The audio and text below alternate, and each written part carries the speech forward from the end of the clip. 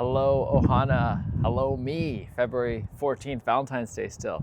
And I guess this is going to be part 3 then, technically. And really enjoying these moments of mirror work right now. And right now on the rooftop patios, you can see much more sunshine, as I can see much more sunshine. And my reminder is I'm doing this for me. It just happens so that I'm posting it as well and having an online world. And it's been a really fun morning, just resting with the family, just enjoying the sunshine and just deciding, what are we going to do today? We're going to go to the US, get out of the country for the first time as a family? Are we going to go for food? Are we just going to enjoy the sunshine? Are we going to be lazy? Are we going to be fast? And we realized it's a sunny day. Why are we rushing it? And I realized lying in bed together, we're cuddling. It's like, why rush this? And then we're out here on the deck. Why rush this? And just noticing the insights that are coming up.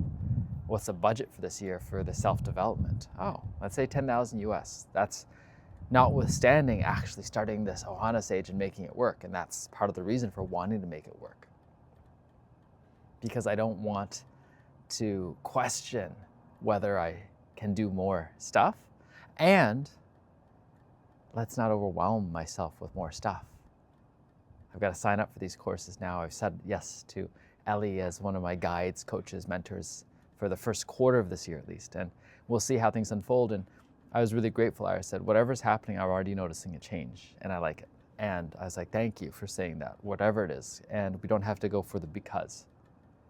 Sometimes it's when we want to explain and justify and say these are the things. And right now, I'm recognizing it just feels like it's unfolding. It's just unfolding, one breath at a time. And there's so many things coming down the pipeline that we can see. And we remind ourselves until it actually happens, it hasn't happened yet. And in a way it has. There's both that spiritual side, but taking it from the practical side, not counting your chickens before they hatch kind of thing. And so it keeps me honest with myself. I want to be optimistic, and I am. I'm totally optimistic, totally visionary. And it's the same thing I say to my team, let's bring me back to what's the next step. Because if I'm not doing the next step and I'm focusing on 30 steps from now, it's not serving. And I'm reading the book Liftoff right now, Elon Musk's time with SpaceX. And A, can't wait to invest in SpaceX. B, would never bet against that guy. Not saying that I agree with everything he does. And there's a lot I do agree with. How do we really shift things up? How do we inspire belief? And that's what I love. There's a line when just before they're about to fail, just before the 4th launch, he looked around and said, I have personally hired everyone here. I've played a part. I've brought together a really good team. I know these are good people. And that's even right now where I'm at with my founders. I personally had a hand in guiding each one of them to where they are right now. I know who they are, and I'm so grateful that we have this. I'm so grateful for all the different components that are coming in, whether it's Brent and Nicholas Grahn and Judy, all these little elements I'm cultivating in. And my beloved was saying, it feels like these people are coming back in our life to remind her, hey, we've had lifetimes together, right? I have that esoteric belief and that practical part of this is the skill I really want to get good at. How do I bring good people in? And then how do I not just judge them the first moment things don't go right? We, especially with the founders, we had 2 months almost of really going back and forth. Do we really do this? Do we not? How do we do the agreement? And now it's still just loosely set. And there's a knowingness. And then there's the people in the periphery who are assisting. And then how do I actually bring them in really well? And that's the next piece to talk about with Marika, and how do we support this? And then I was sharing with my beloved, I was like, I feel like I've got all these tools and technology, it's more creation mode now. And that's part of this, is I'm diving headstrong into creation mode and realizing these are tools for creation. And if I look at it that way, I'm so excited. I know that I'm creating the value out of it, and not just for me. Actually, the value really is for me first. That's, again, my highest value. My highest value is for me,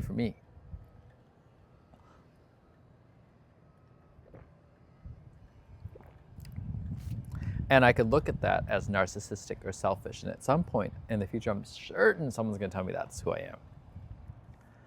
And I'm doing that because I think that we're lacking that.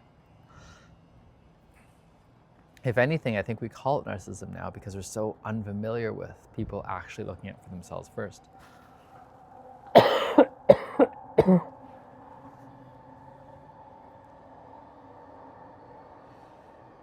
We do it and we don't do it. It's been so beaten out of us.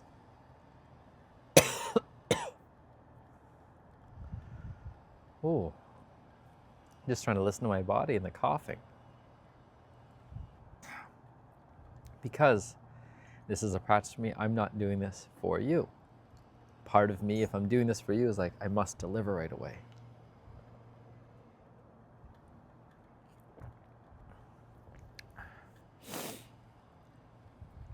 I'm talking into an echo chamber. That's the practice, letting go of everything else. That's the practice in a darkness retreat, letting go of everything else, all the stimulation, all the input, all the output. What if I can bring darkness into the light? What if I can bring that echo chamber into the light, like here? What if I can go crazy publicly and come back to self over and over again? Be completely humiliated in a way. Like we were talking, all the sound bites from every single person can be taken out of context. And even in context with the audience, it's not what I say, it's what you hear. And yesterday, my beloved and I were talking, it was so good. I had said 2 names and she thought one of them was her own son. And so she had a totally different context in the conversation. And at some point I was like, what's happening here? And she's like, you're telling me something. I was like, what did you hear? Or she said, this is what I heard. It's like, thank you for saying it. This is what I said. And I only shifted to that other conversation because I thought that's where you're guiding me. I didn't realize you heard something different. And over again, I create my reality. I hear what I hear. And I'm practicing creating the space so that others around me can hear what they hear and own it. And then we can reflect it back to each other. That's the whole point of circling. And I'm so grateful for Kathy Courtenay last year, or actually the year before, for teaching us circling, and someone for me to get in connection with again and probably have as a guide, a coach, a mentor as well. I'm going to start writing down this list. Oh my God, there's so many people that I want to guide me for a little bit. And it's fun. It's fun to be guided. And that's my reminder. That's part of the reason for creating the soul immersion, is because I have so much fun for myself. How do I create it for others? And how do I create it in the container I can see that I would want?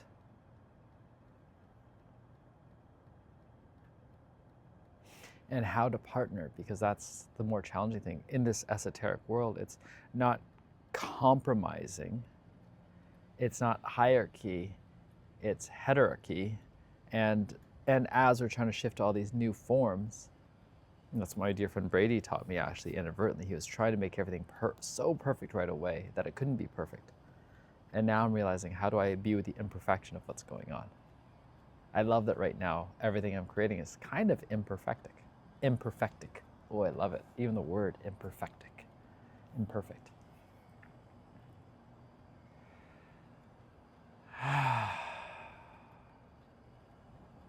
And part of the reason I want to come up here to record this is I get my own time to be with these thoughts. And oh yeah, up here right now, to me it's perfect. I've got sunshine, I've got warmth, I'm sitting in a beautiful lounger. To my beloved, it's completely imperfect. It feels like a warehouse tour because I've got a cooler sitting in front of me, I've got covered furniture in front and beside, and a covered umbrella, and I've got a few containers here. Like, it's just messy, there's not enough plants, enough life. And I'm like, thank you for helping me see it's completely different. Like for me, perfection. For her, barren wasteland. And it's not one or the other. And I look forward to her making it even more beautiful. Like our home looks amazing because of what she's doing now. And for her, it's ever incomplete. And so how do I, it's not get out of the way, it's not stay out of the way. Be supportive without involving myself more than I need to.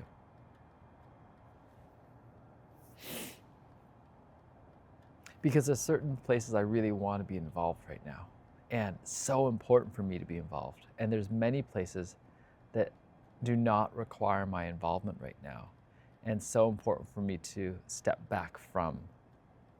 Because when I get myself too involved, then I'm losing focus. Right now, my focus, values, highest value, my self-consciousness, map of consciousness, and I'm probably going to read more about that again soon, and self-development and my own liftoff. Secondly is my family, my beloved, my son, my cat, my parents, my brothers, sisters, cousins, Ohana, Swole family. Third is these businesses, Ohana Sage, Ohana Breath, and founding it with these founders and collaborations and really making it work. And then fourth is building this financial wealth.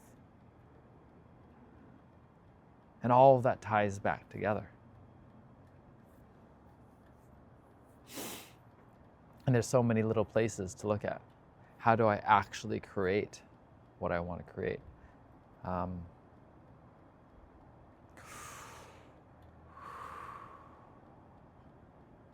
Gonna ask my beloved to help reach out to this organic food distributor, because that's her favorite thing, is looking at food. And we've gone through a lot of fruits and veggies, like 4 celery stalks, like 3 whole fennels, like probably a dozen pounds of apples and 5 pounds of oranges in the last 5 days. Like, I've gone through so much stuff in this juicer, and I love it, and blender. And I'm eating a lot less other stuff now.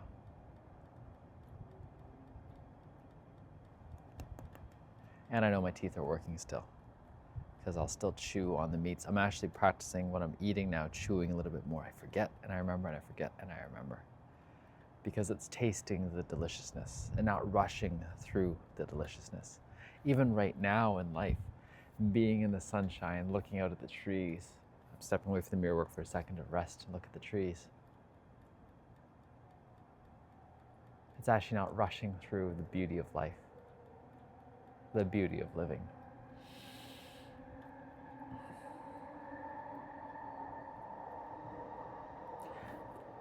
It's funny, I hear both things. Oh my God, there's not enough time, and what am I going to do with all this time? And reading about Liftoff and Elon Musk, and they're just working their asses off until they're completely spent and feeling that. And that is part of the joy of life sometimes, working to the very weary bone when you're so clear on your purpose and direction. And that's the piece of leadership, if you can create such a space for clarity and direction and drive and purpose. And still amidst all that camaraderie, and still amidst all that, seeing the parts that are the judgment is unhealthy, less healthy, whether it's with the alcohol, with the food, with the sleep, all that stuff. And then recognizing I've done that as well. We've all done that in our own extent. And it's okay. Almost, and they say that now, what is it? The nanny state is the term. It's like, hold on now. I'm not here to protect everyone from themselves. That's comfort versus safety. Like, I want people to have their optimized life, but they get to choose. And the only thing is, when you're within my container, then I've got some guidance, because you're going to dive into things that are really uncomfortable, and I want you to be actually be safe. But otherwise, you get to choose your own safety level and comfort level. And I'm inviting people to turn down the comfort when it doesn't serve. Like, turn it up when you really want it. I want to be in a cloud, like inside the float tank. I want to be perfect, right? Like the perfect temperature, the perfect buoyancy, the perfect quiet, the perfect darkness. But outside of that, occasionally I'm going to step into some chaos, and being in the chaos that I want to be in, and sometimes being in the chaos I don't want to be in, just to be reminded of that. In the movie theater, while my beloved was on, that was part of it. Like, it's just, I'm stepping into this chaos. And I'm forgetting sometimes to do the things that I would do. Like, let's put on some bracelets, put on some necklaces. Let's put up an energy bubble. How can we better support? Even right now today, and having all the dinosaur juice, I'm grateful my son is, and that's the gut stuff from Zach Bush. Like, there's so many tools out there to support having diets that are outside of normal.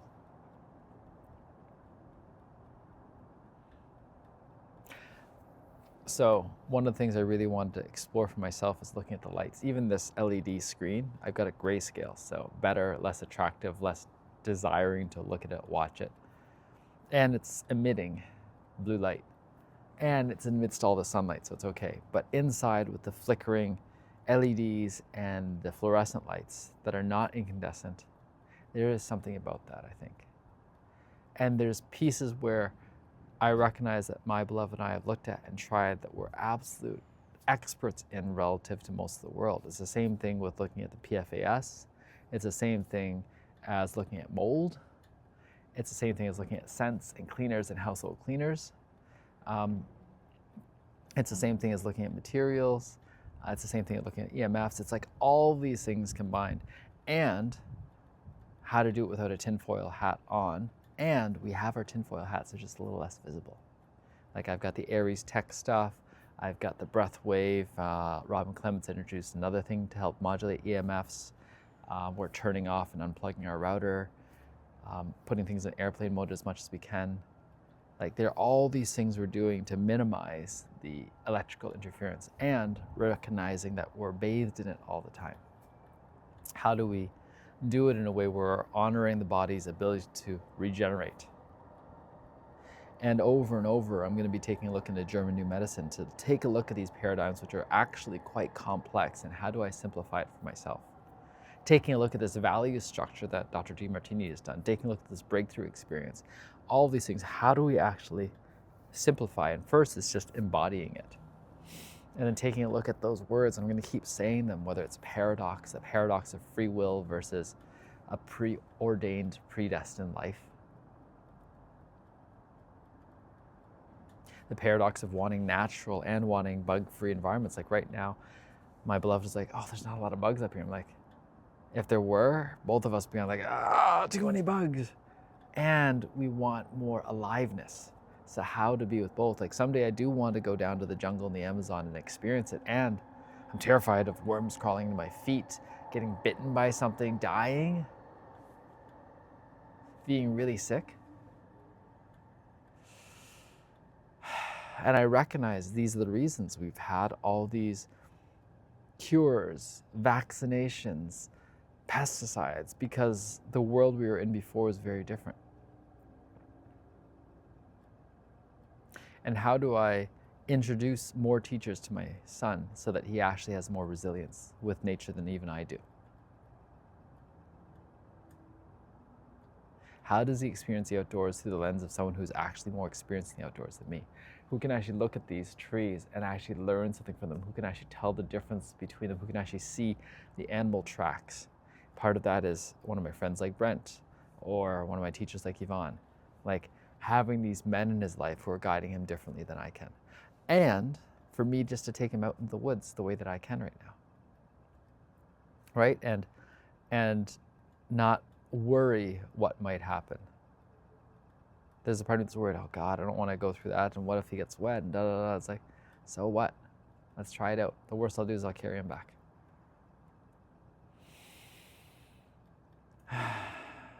Taking a breath and just trusting this moment. Taking a breath and trusting the moment. So how to actually go about life. Why, how, what? I want to keep coming back to what. I'm grateful that I've stepped away from the why a lot. Why is just a story. How is getting into the strategy. The what state? What state am I in? And I've been up since 7, 8 a.m. I was up initially at 2. And there's a part of me that is a little tired. And is super clear and for some reason doesn't want to take a nap yet. Part of it's probably all this juice that I'm having.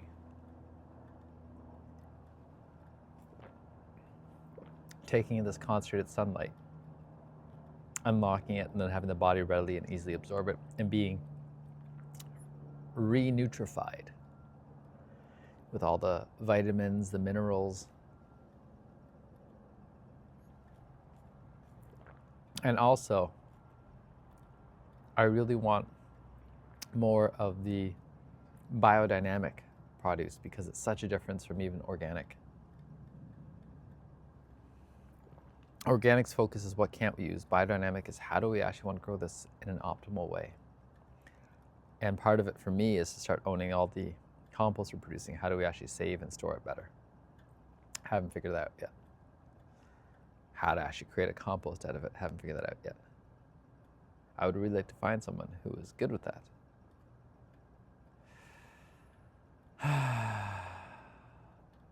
mm. Mm. Thank you, thank you, thank you. Thank you, thank you, thank you. Over and over again, thank you. It's funny, I'm looking at this DJI microphone, the Chinese technology, and there's a part of me that's worried. Like, what will it take over? How will it take over my life? And recognizing if this is the best piece of technology to use right now, I'm going to use it.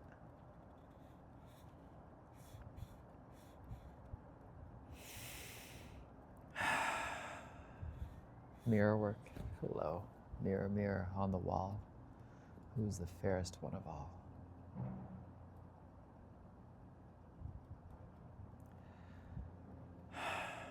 So, there's so much more to be said. There's so much more to explore. I'm going to go back down, enjoy the family, and make the most of the day. I am sending love out to the cosmos.